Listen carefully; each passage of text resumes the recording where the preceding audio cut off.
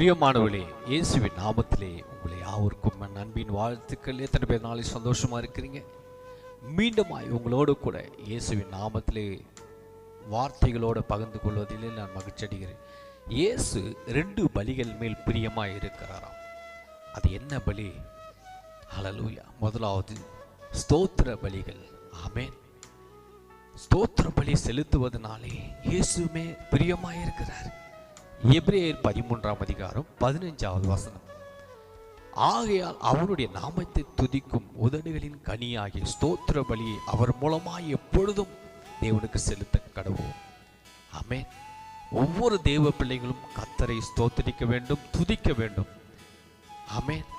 ஏதோ ஒரு நாள் இல்லைங்க, எப்பொழுதும் நீங்க ஆண்டவருக்கு துதி பலிகளை, ஸ்தோத்திர பலிகளை செலுத்தும் பொழுதுதான் அவர் உங்க மேல பிரியமாய் இருப்பார்.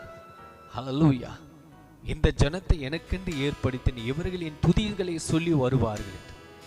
ஏதோ ஒரு நாள் 2 நாள் இல்லைங்க, எப்பொழுதும் தேவனுக்கு பலிகளை செலுத்த வேண்டும், துதி பலிகளை செலுத்த வேண்டும், தேவனை ஸ்தோத்திரிக்க வேண்டும். அப்படிப்பட்ட ஆத்துமா மேல இயேசு பிரியமாய் இருப்பார். 2வதாக நன்மை செய்யவும் தான தர்மம் பண்ணவும் இப்படிப்பட்ட பலிகள் மேல் இயேசு பிரியமாய் இருக்கிறாராம். அதிலே 16 வசனம் பாருங்க.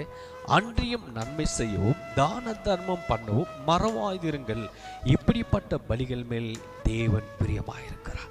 இது நான் சொல்லவில்லை, இது கர்த்தர் சொல்லுகிறார். யார் தான தர்மங்கள் நன்மைகள் செய்கிறார்களோ அப்படிப்பட்ட ஆத்துமா மேல இயேசு பிரியமாயிருக்கிறார். நீங்க செய்யும் பொழுது அது ஆண்டவர் உங்களுக்கு கனம் பண்ணுவார். அவர் உங்களை ஆசீர்வதிப்பார். அவர் உங்களை பூமியில உயர்த்துவார். ஆமே.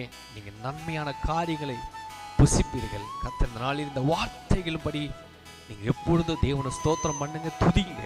கர்த்தர் உங்க வாழ்க்கையில ஜெயம் உண்டாக கிருபை செய்வார். கர்த்தர் உங்களை யாவரும் இந்த நிகழ்ச்சி மூலமா தேவன் உங்களை ஆசீர்வதிப்பார். God bless you. Amen. Amen.